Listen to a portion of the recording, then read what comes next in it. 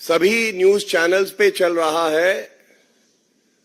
भारत में सबसे बड़ा कट्टर बेईमान पापी आपका कन्वीनर अरविंद केजरीवाल कांप रहा है थर-थर। सर्दी में निकल रहे हैं पसीने, अंदर से हुआ है बहुत उसमें डर। और क्यों? कारण ये है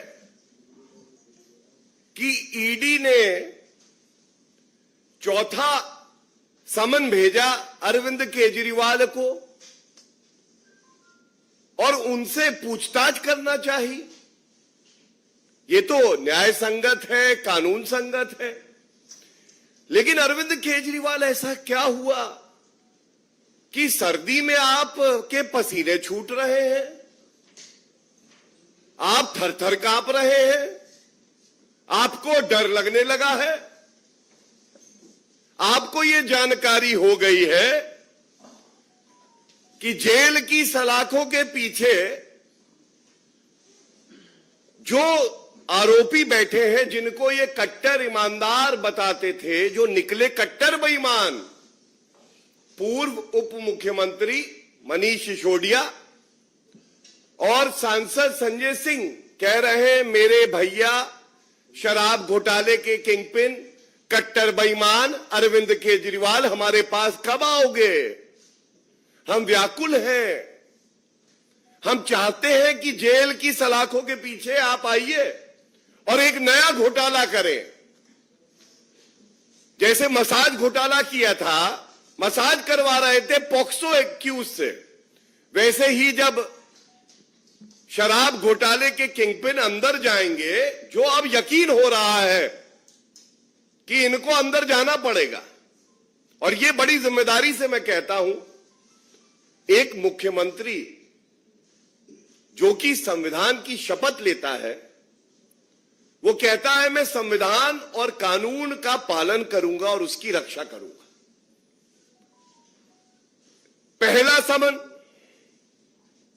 विधानसभा चुनाव है इसलिए नहीं जा पाऊंगा जी। दूसरा समन, विपासना करनी है मुझे, मैं इसलिए नहीं जाऊंगा। तीसरा समन, लोकसभा के चुनाव की शुरुआत हो चुकी है। आज चौथा समन आया और बताया ये जा रहा है, आप सब पत्रकार बंधुओं को ज्यादा जानकारी होगी। एक अवार्ड सेरेमनी थी, नाम था एक्सेलेंस इन एजुकेशन अवार्ड।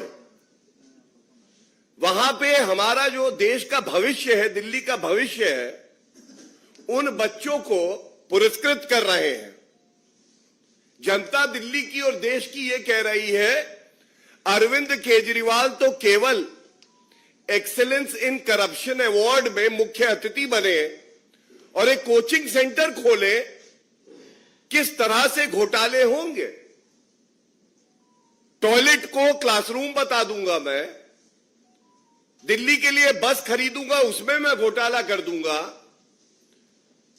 मैं कसम खाता हूं, मैं बड़ा बंगला नहीं लूंगा, उसके बाद शीश महल अपना बनाऊंगा, घोटाला कर दूंगा। और अब शराब घोटाले के किंगपिन हो, लेकिन इतनी हिम्मत नहीं पड़ रही कि जाके ईडी के प्रश्नों का सामना कर सको।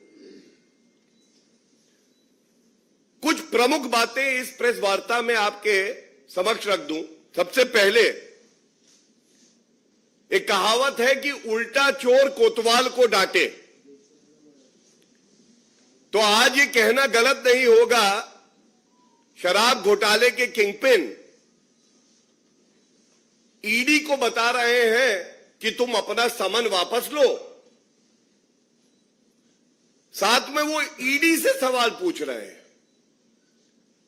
आजाद भारत के इतिहास में ऐसा नहीं हुआ है कि कोई व्यक्ति जांच एजेंसी समन देके बुलाए और वो जांच एजेंसी से कहे ये बताओ समन वापस लोगे या नहीं।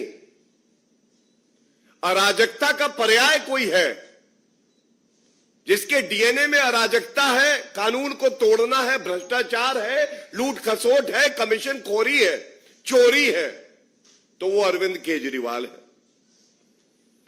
और दूसरा बड़ा सवाल जो आपके माध्यम से मैं चाहूंगा कि अरविंद केजरीवाल जहां पे भी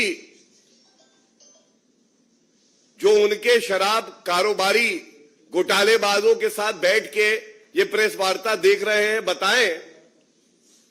पहला समन आया 2 नवंबर 2023 को आपको जांच एजेंसी के सामने जाना था। करीब करीब 2.5 महीने का समय बीत चुका है।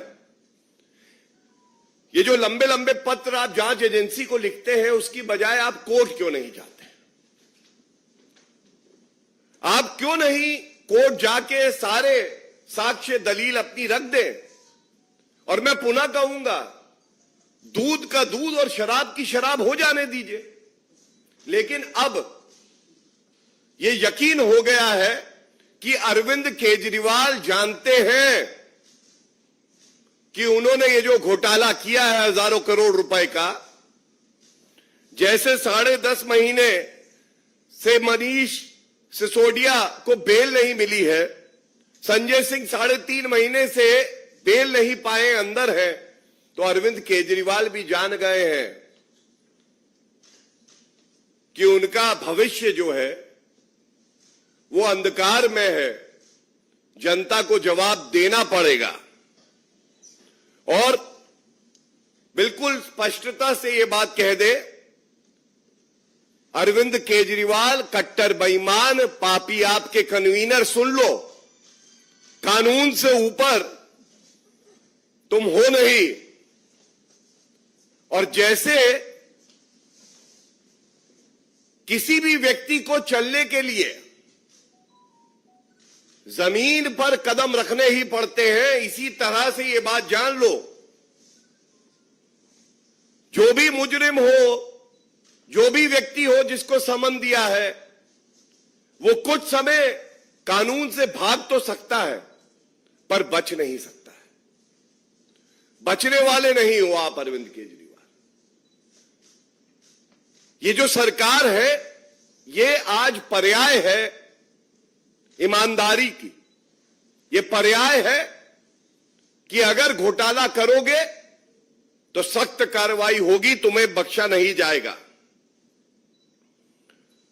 और इसीलिए मैंने तमाम उनके वक्तव्य देखे, अभी भी चल रहा था।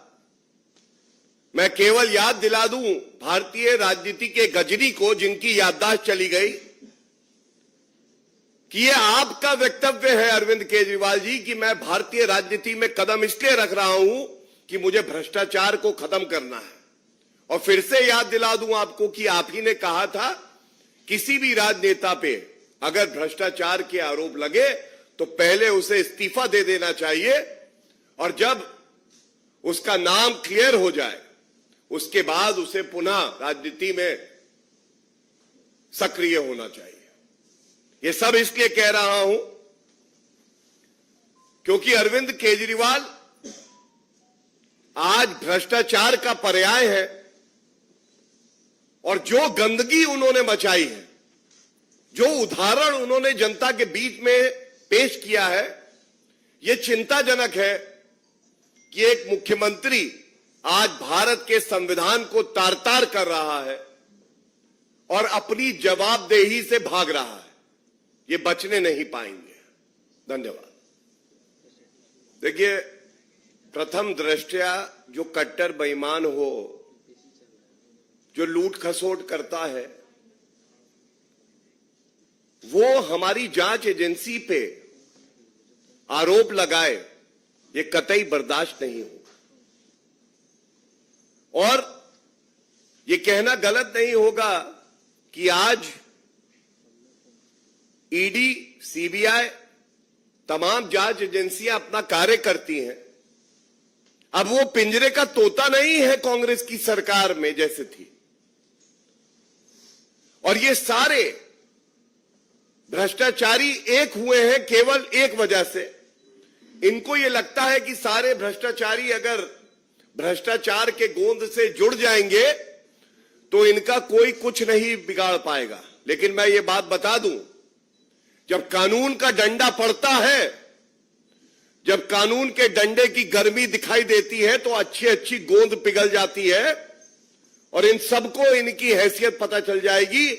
ये सारे, वो कहावत है ना, चोर चोर मौसेरे भाई, वैसे ही ये सारे जितने इंडी अलायंस घमंडिया के घटक दल हैं, इन्होंने देश को लूटा है और अब समय आ गया है कि आप जवाब दो जांच एजेंसियों को।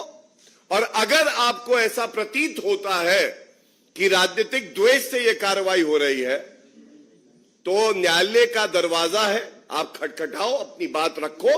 और चुनौती देता हूं, 9.5 साल में ये जितने विपक्षी दल हैं, जितने भ्रष्टाचारी हैं, एक आदेश सर्वोच्च न्यायालय का या उच्च न्यायालय का नहीं दिखा सकते कि कार्रवाई रद्द की गई हो, बल्कि 14 राजनीतिक दल इसी तरह की अटपटी दलीलें दे रहे थे और सर्वोच्च न्यायालय गए थे कि ईडी सीबीआई का दुरुपयोग हो रहा है और वो याचिका को खारिज किया गया, निरस्त किया गया।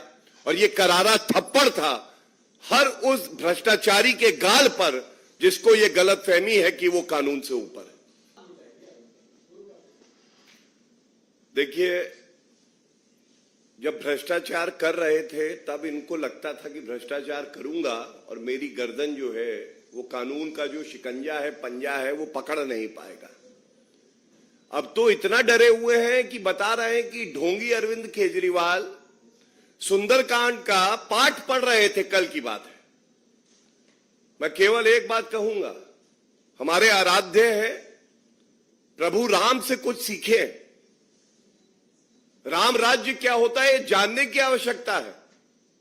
और ये इसलिए कह रहा हूं कि ये वो अरविंद केजरीवाल है, हमारा स्वास्तिक का चिन्ह है, पावन है, पवित्र है। इनकी पार्टी एक झाड़ू स्वास्तिक चिन्ह को दौड़ाते हुए दिखा रही थी। और ये वो अरविंद केजरीवाल है जिनके विधायक राजेंद्र गौतम जो मंत्री रहे हैं, उन्होंने हिंदू धर्म के खिलाफ क्या क्या बात नहीं कही। तो प्रभु राम हो, ईश्वर हो, वो हमेशा उसके साथ है जो सत्य की राह पे चलता है। जो पाखंडी होता है, ढोंगी होता है, भ्रष्टाचारी होता है, लूट खसोट करता है, कमीशन खोरी करता है, चोरी करता है, कट्टर बेईमान होता है, उसको केवल श्राप मिलता है। और श्राप मिलने के बाद उस व्यक्ति का क्या होता है ये हमने देखा है गुजरात में। और हमने देखा है कि अरविंद केजरीवाल की पार्टी का सूपड़ा साफ हो गया। जो 5 प्रदेशों में चुनाव हुए, खासकर छत्तीसगढ़, मध्य प्रदेश और राजस्थान में, जमानत जब्त होने का कीर्तिमान किसी ने बनाया है तो वो अरविंद केजरीवाल है और इनकी पार्टी को नोटा से कम वोट